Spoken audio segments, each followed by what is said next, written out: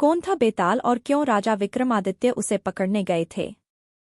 चलिए जानते हैं इस कहानी के माध्यम से। एक तांत्रिक 32 लक्षण वाले स्वस्थ ब्राह्मण पुत्र की बलि देने का तांत्रिक अनुष्ठान करता है ताकि उसकी आसुरी शक्तियां और बढ़ जाएं।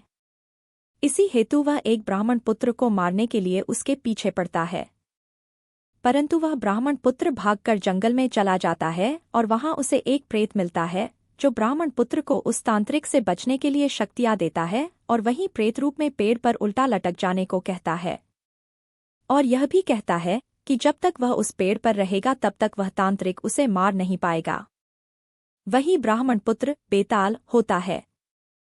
कपटी तांत्रिक एक भिक्षुक योगी का स्वांग रचता है और राजा विक्रम के पराक्रम और शौर्य गाथाओं को सुनकर अपना काम निकलवा लेने का जाल बिछाता है और राजा विक्रम को यात्रा के दौरान प्रतिदिन एक स्वादिष्ट फल भेंट भेजता है जिसके अंदर एक कीमती रत्न रूबी होता है। इस भेद का पता लगाने राजा विक्रम उस भिक्षुक की खोज करते हैं। अंततः राजा विक्रम उसे खोज लेते हैं। चूंकि उस ढोंगी भिक्षुक में स्वयं बेताल को लाने की शक्ति नहीं होती, इसलिए वह स्वांग रचकर राजा विक्रम से उस पेड़ पर लटक रहे प्रेत बेताल को लाने के लिए कहता है। राजा विक्रम उस तांत्रिक की असल मंशा से अनजान उसका काम करने निकल पड़ते हैं। राजा विक्रम पेड़ से बेताल को हर बार उतार लेते और उस भिक्षुक के पास ले जाने लगते। रास्ता लंबा होने की वजह से हर बार बेताल कहानी सुनाने लगता और यह शर्त रखता है कि कहानी सुनने के बाद यदि राजा विक्रम ने उसके प्रश्न का सार्थक उत्तर ना दिया तो वह राजा विक्रम को मार देगा, और अगर राजा विक्रम ने जवाब देने के लिए मुंह खोला तो वह रूठकर फिर से अपने पेड़ पर जाकर उल्टा लटक जाएगा। बेताल विक्रम से पूछता है। घनघोर अंधेरी रात में राजा विक्रम अपनी खुली तलवार लिए बेताल को पकड़ने आगे बढ़ते हैं और अपने पराक्रम से बेताल को वश में करके अपने पीठ पर लाद कर ले जाने लगते हैं। सफर लंबा होने के कारण बेताल राजा विक्रम को कहानी सुनाता है और हमेशा की तरह शर्त रखता है कि अगर कहानी सुनने के बाद तुमने उत्तर देने के लिए मुंह खोला तो मैं उड़ जाऊंगा। बेताल कहानी सुनाना शुरू करता है। चंदनपुर गांव में एक वृद्ध स्त्री रहती थी। उसका एक बेटा था जिसका नाम दगड़ू था। वह स्त्री नए पुराने कपड़े सिलने का काम करके अपना और अपने बेटे का पेट पालती थी। दगड़ू एक कामचोर और आलसी लड़का था और दिन रात सपने देखा करता था। दगड़ू के साथ एक बड़ी परेशानी थी कि उसे अक्सर बुरे सपने ही आते थे और जब भी कोई बुरा सपना आता था वह सपना हकीकत बन जाता था। एक दिन दगड़ू को सपना आता है कि कुछ लोग नवविवाहित दंपत्ति और बारात को लूट रहे हैं और उनसे मारपीट भी कर रहे हैं।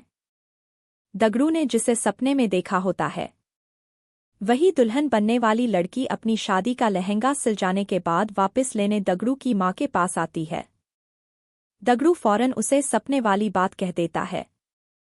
वह लड़की अपनी मां और ससुराल वालों को यह बात बताती है, पर सब लोग इस स्वप्न वाली बात को वहम समझकर अनसुना कर देते हैं। शादी के बाद जब वरवधू बारात के साथ जा रहे होते हैं तब सपने वाला वाकया सच में घटित हो जाता है और इस पूरी घटना में दगड़ू पर आरोप लगते हैं कि वही लुटेरों से मिला होगा, वरना उसे कैसे पता चल सकता है कि ऐसा ही होगा।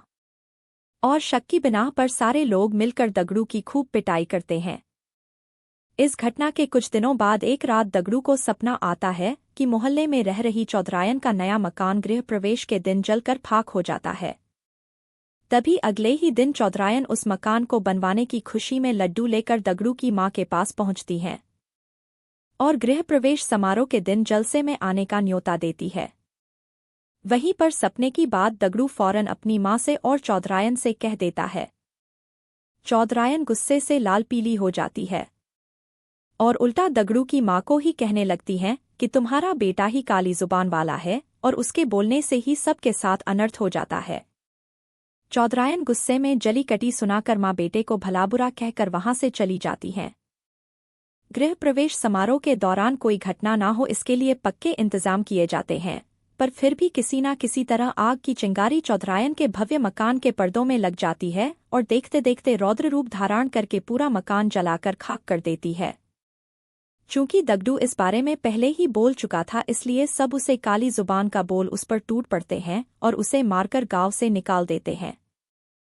दगडू समझ नहीं पाता है कि लोगों को सच सुनकर उसी पर क्रोध क्यों आता है। खैर, दगडू एक दूसरे राज्य चला जाता है, जहां उसे रात की पहर में महल की चौकीदारी करने का काम मिल जाता है। वहां के राजा को अगले दिन सोनपुर किसी काम से जाना होता है, इसलिए वह रानी को कहते हैं कि उसे सुबह जल्दी उठा दें। दगडू रात में महल के दरवाजे पर चौकीदारी कर रहा होता है। तभी अंधेरा होने पर उसे नींद आ जाती है और फिर उसे सपना आता है कि सोनपुर में भूकंप आया है और वहां मौजूद सभी व्यक्ति मर गए हैं। दगडू चौंक कर जाग जाता है और अपनी चौकीदारी करने लगता है। दगडू सुबह राजा के सोनपुर जाने की बात सुनता है। तभी उनका का रथ रुकवाकर अपने स्वप्न वाली बात राजा को बता देता है। राजा सोनपुर जाने का कार्यक्रम रद्द कर देते हैं और अगले ही दिन समाचार आता है कि सोनपुर में अचानक भूकंप आया है और वहां एक भी व्यक्ति जीवित नहीं बचा है। राजा तुरंत दगडू को दरबार में बुलाकर सोने का हार भेंट देते हैं और उसे नौकरी से निकाल बाहर करते हैं।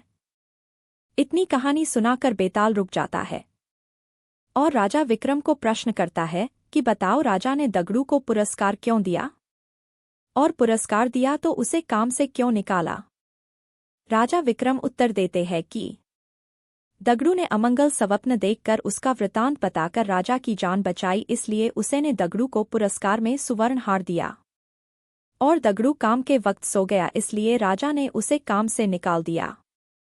बेताल अपनी शर्त के मुताबिक राजा विक्रम के उत्तर देने के कारण हाथ छुड़ाकर वापस पेड़ की ओर उड़ गया।